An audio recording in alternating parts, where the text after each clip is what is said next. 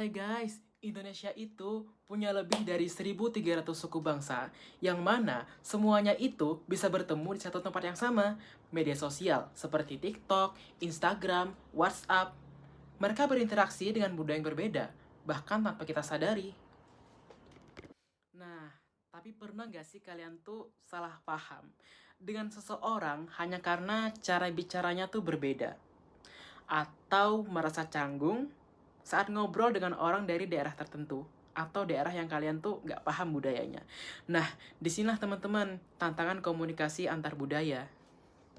Halo semuanya, perkenalkan nama saya Ahmad Rifai dari Program Studi Komunikasi dan Penyiaran Islam Lokal 2 semester 2, saya dari kelompok 2.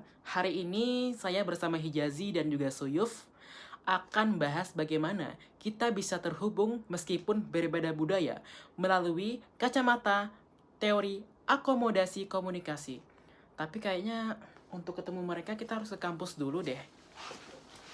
Yuk. Komunikasi antar budaya adalah sebuah proses pertukaran pesan antara individu dan kelompok yang memiliki latar belakang berbeda. Budaya di sini bukan hanya soal suku ataupun bahasa, tapi juga nilai, kebiasaan, cara berpikir, bahkan cara bercandanya pun berbeda. Di media digital saat ini, komunikasi antar budaya terjadi jauh lebih sering dan lebih cepat. Bayangkan, seorang mahasiswa dari Samarinda bisa berkomunikasi langsung atau berdiskusi di kolom komentar dengan orang dari Medan, dari Jogja, ataupun dari Papua dalam hitungan detik. Ini menjadi peluang besar kita, tapi juga tantangan besar karena tanpa pemahaman yang baik, perbedaan budaya bisa memicu kesalahpahaman, konflik, bahkan diskriminasi di ruang digital. Nah, disinilah teori komunikasi hadir untuk membantu kita memahami dan menjembatani perbedaan itu sendiri. Disclaimer dulu teman-teman, ini merupakan contoh komunikasi dari budaya yang berbeda.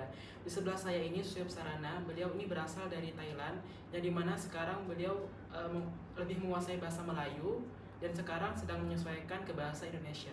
Akomodasi komunikasi atau dikembangkan oleh Howard Gillis pada tahun 1973.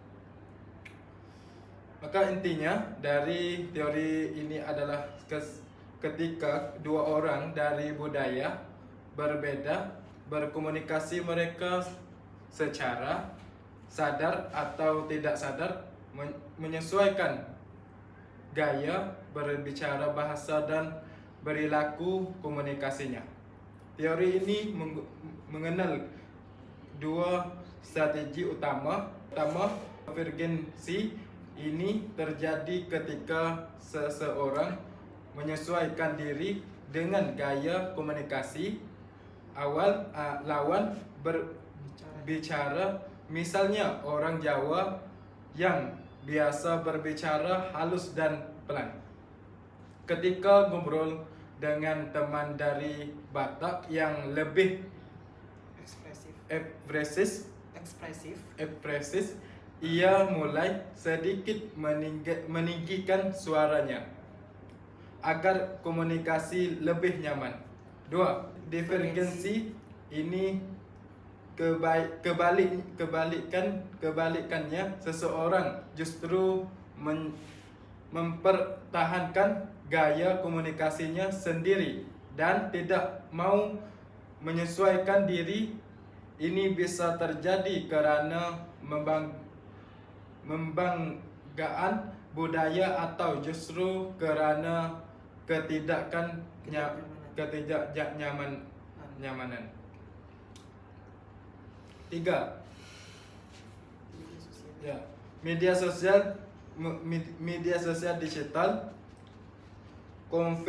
Konvergensi terlihat misalnya saat kita menggunakan bahasa gaul atau emoji agar lebih mudah dipahami oleh orang dari latar belakang berbeda.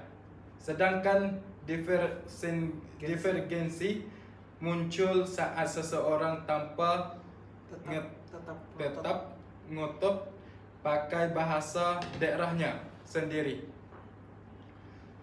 Meski lawan bicara tidak mengerti. Nah, sekarang kita lihat bagaimana teori ini ternyata dalam kehidupan digital sehari-hari. Ambil contoh fenomena konten kreator lintas budaya di TikTok. Banyak kreator dari Papua, NTT, atau daerah terpencil yang kini viral hanya karena mereka berhasil melakukan konvergensi. Mereka menyampaikan budaya lokal mereka dengan cara yang bisa diterima oleh penonton luas, menggunakan bahasa Indonesia ringan dan format video yang lebih akrab. Nah, maka dari itu teman-teman, memahami teori akomodasi komunikasi itu penting agar kita bisa lebih empati terhadap perbedaan gaya komunikasi, lebih bijak saat berinteraksi di media sosial dengan orang dari budaya lain, dan lebih sadar bahwa menyesuaikan diri bukan berarti kehilangan identitas budaya. Nah, jadi apa nih yang kita pelajari hari ini? Yang kita pelajari hari ini adalah di era media digital, kita tidak bisa lagi menghindari komunikasi antar budaya. Kita bertemu dengan perbedaan setiap hari. Contoh, di kolom komentar, di grup WhatsApp, dan juga di FYP TikTok kita. Kemudian, teori akomodasi komunikasi itu penting karena mengajarkan bahwa kunci dari komunikasi yang harmonis bukan dengan menghilangkan perbedaan itu, tapi dengan memilih untuk saling menyesuaikan dan memahami. Terima kasih pada teman-teman semua. Wassalamualaikum warahmatullahi wabarakatuh.